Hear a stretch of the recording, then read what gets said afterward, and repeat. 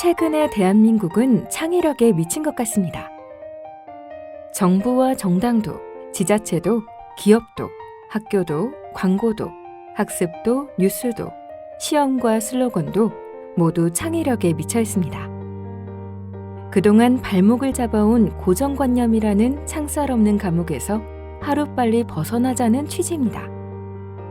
그러다 급기야 창의력을 길러야 한다는 개인과 조직의 처절한 강박감과 몸부림이 극도의 스트레스까지 부릅니다. 그럼에도 이런 외침들이 일방적 구호 인플레이션처럼 느껴지는 건 왜일까요? 창의력이라는 똑같은 말로 포장된 수많은 주장이 되레 창의력 표출에 대한 힘겨움이나 피로감으로 비춰선 안 됩니다. 최근 알파고 제로가 이세돌을 무너뜨린 알파고리에 백전백승함으로써 인공지능이 이제 인간 고유의 영역이라 여겼던 창의력까지 넘보고 있습니다. 하지만 그럼에도 마지막까지 인공지능으로 대체되기 힘든 분야는 바로 창의력과 그 관련 영역입니다. 미래학자들은 창의력과 네트워킹 능력을 갖춘 인간만이 인공지능에 대한 통제력을 견고히 할 수 있다고 합니다.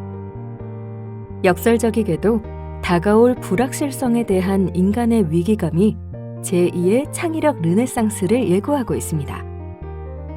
우리가 창의력에 관심을 가지는 건 두 가지 신념 때문입니다. 첫째는 능력이 동일하거나 조금 뒤지더라도 창의력 표출 여하에 따라 얼마든지 개인이나 조직의 성과가 높아질 수 있다는 지고지순한 믿음에 기초합니다. 이를 식으로 표현하면 다음과 같습니다. 둘째는 창의력이란 유전적인 것이 아니라 후천적 학습과 습관을 통해 얼마든지 향상될 수 있다는 신념입니다. 전문가들의 의견도 별반 다르지 않습니다. 동기유발 이론으로 잘 알려진 메슬로는 창의력은 모든 인간 본성에 내재된 기본적 특성이다라고 말합니다. 창의적 문제 해결 이론 트리즈를 창시한 러시아 공학자 겐리흐 알트슐러는 창의력은 선천적 능력이 아니다. 누구나 노력하면 창의력을 키울 수 있다는 주장을 펼쳤습니다. 미국 국립영재연구센터의 조지프 렌줄리 소장은 창의력에 관한 환경과 후천적 교육의 중요성에 대해 이렇게 역설했습니다. 유전적으로 영재성을 타고난다 하더라도 자유롭고 창의적 사고를 할 수 있는 환경이 갖춰져야 한다. 위 세 전문가의 의견을 한마디로 정리하면 이렇습니다. 창의력을 표출할 수 없는 사람은 있어도 창의력이 잠재되지 않은 사람은 없으며 잠재된 창의력을 끌어내기 위해선 끊임없는 노력과 훈련, 그리고 적절한 환경이 요구된다는 것입니다. 창의력은 우리의 노력 여하에 따라 언제 어디에서건 수위 조절이 가능합니다. 인간이 전적으로 통제할 수 있는 유일한 게 있다면 그건 바로 자신의 생각이기 때문입니다. 자, 그럼 지금까지 계속 언급해온 창의력이란 무엇을 말하는 걸까요? 사전에는 창의력을 새로운 것을 생각해내는 능력과 힘이라고 정의하고 있습니다. 지구상에 존재하지 않는 무엇인가를 새롭게 창출하고 가치를 부여한다는 건 너무나 힘들면서도 소중한 작업입니다. 그리고 기존의 사고와 사물을 재구성하고 결합하는 능력도 창의력의 중요한 부분입니다. 예를 들면 이런 겁니다. 이는 헤겔이 설파한 변증법적 논리와 사고를 재구성해 진일보한 또 다른 발상의 길로 나아가자는 겁니다.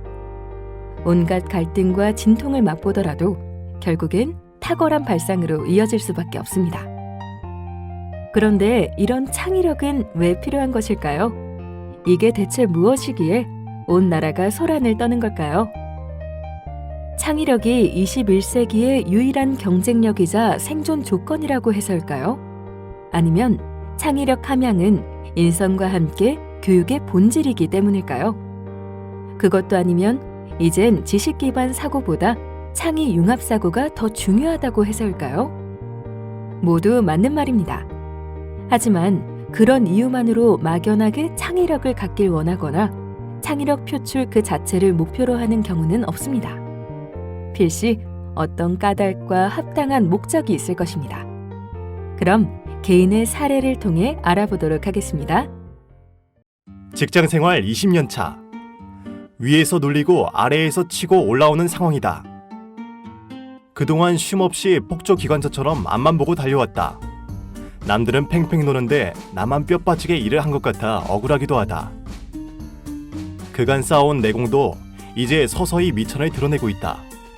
벌써 이러면 안 되는데 하면서도 가급적 스트레스와 위험은 피하며 보신주의적인 자세로 정년에 맞는 게 유일한 소망이다.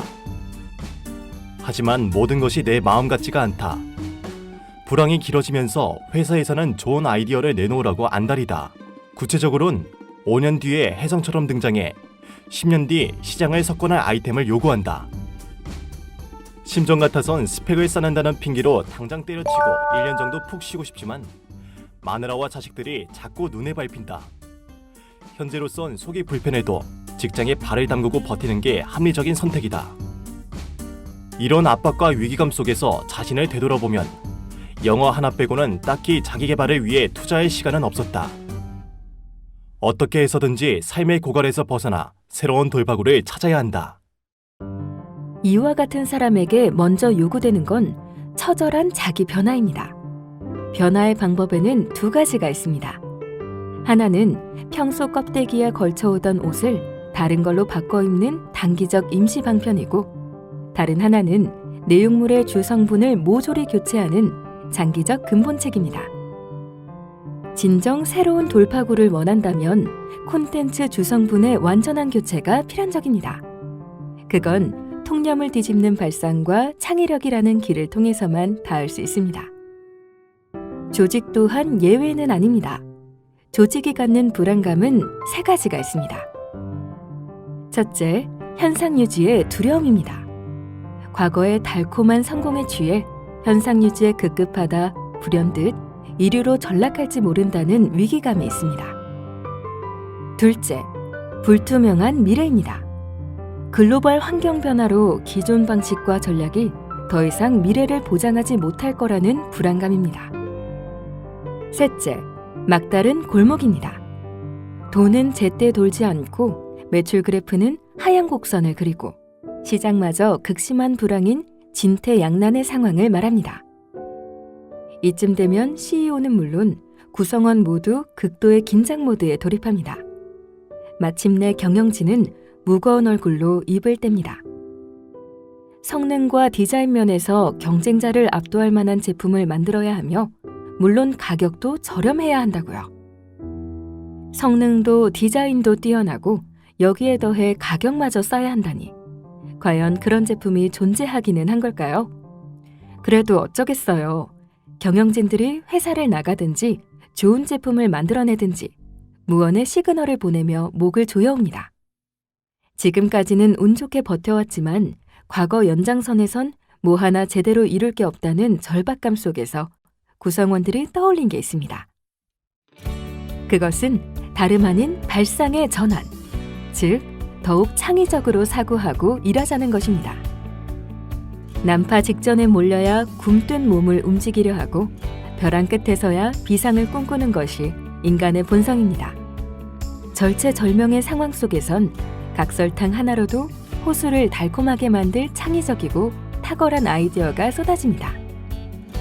실제로 창의적인 아이디어가 잘 떠오르는 경우는 앞에서 말한 것처럼 최악의 상황에 내몰려 있거나 반대로 어떤 문제로부터 완전히 해방되었을 때입니다. 위기의식의 부재나 시답지 않아 보이는 것을 다루고 있을 때는 좋은 아이디어가 잘 떠오르지 않는 법입니다. 개인이든 조직이든 모두 변화의 필요성과 위기라는 타율적 요인이 창의력 발휘의 큰 동인 가운데 하나임은 분명합니다.